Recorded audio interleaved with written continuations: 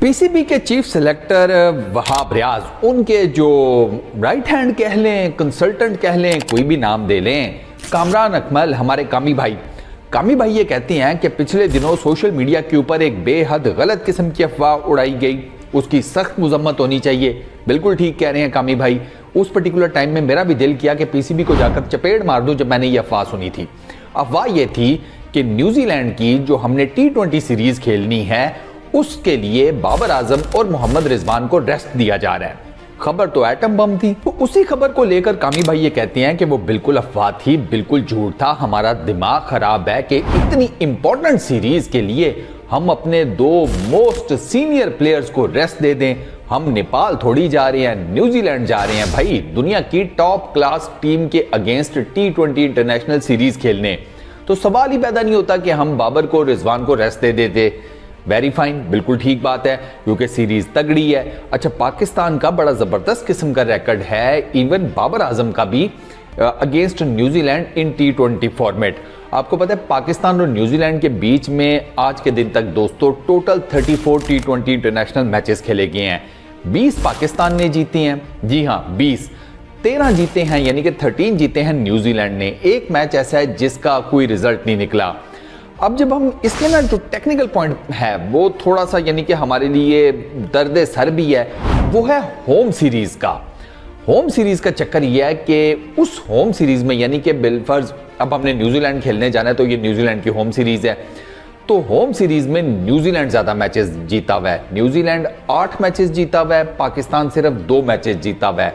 और न्यूजीलैंड में जाकर आपको पता है क्रिकेट खेलना कोई इतनी आसान बात तो है कोई नहीं। फास्ट पिचेस, कंडीशंस, तो उसमें काफ़ी ज़्यादा ना चीज़ें या फैक्टर्स इन्वॉल्व होते हैं। तो पाकिस्तान को डेफिनेटली इस एक सीरीज़ के लिए तगड़ी किस्म की मेहनत करनी पड़ेगी।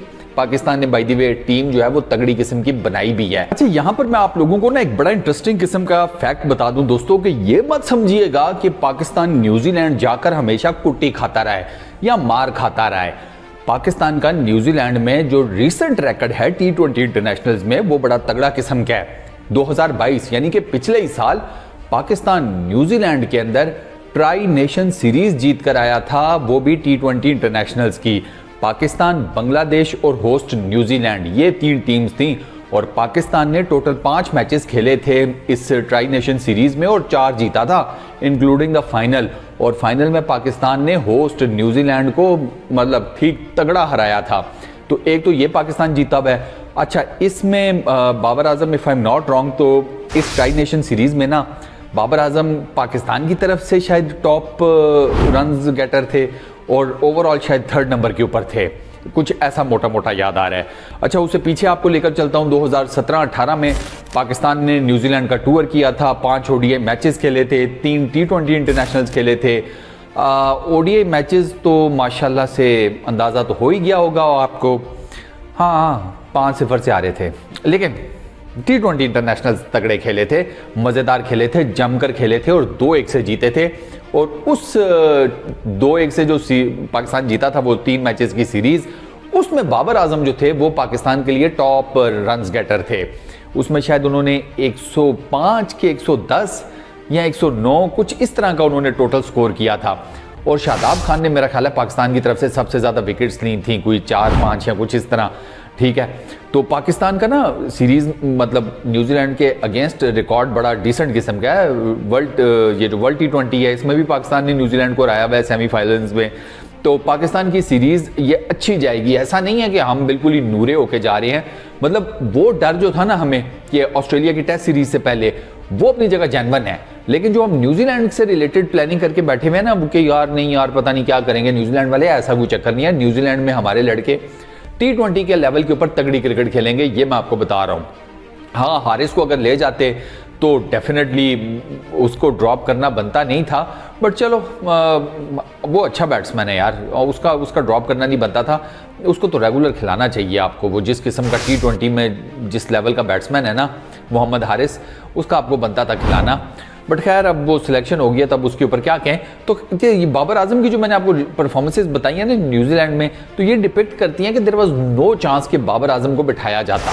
और कामरान अकमल ने बात ठीक की है कि हमारा दिमाग खराब है, हमने पूरे ज़माने की, पूरे पाकिस्तान की, बल्कि पूरी दुनिया की लान तान अपने ऊपर डलवानी है कि हम बाबर आजम को और मोहम्मद रिजवान को इतनी इंपॉर्टेंट सीरीज से में रेस्ट दे दें, तो वो सेंस ही नहीं बनता था। तो कामरान अकमल की इस बात को मैं टोटली सेकंड करूंगा कि अफवाहों के ऊपर कान ना धरा करें।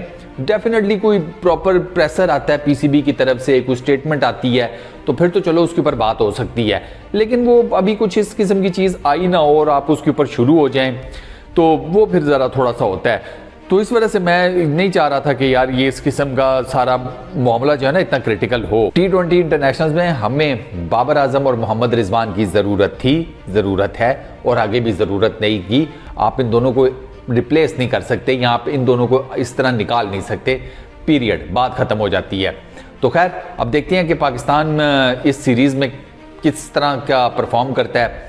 मुझे तो पूरी उम्मीद है कि पाकिस्तान ये T20 सीरीज़ जीत जाएगा न्यूजीलैंड के अगेंस्ट, ये मुझे लगता है। आप लोगों का क्या ख्याल है इस सीरीज़ में पाकिस्तान वर्सेस न्यूजीलैंड जो होने वाली है कुछ ही टाइम फ्रेम में, कौन जीतेगा, पाकिस्तान या न्यूजीलैंड?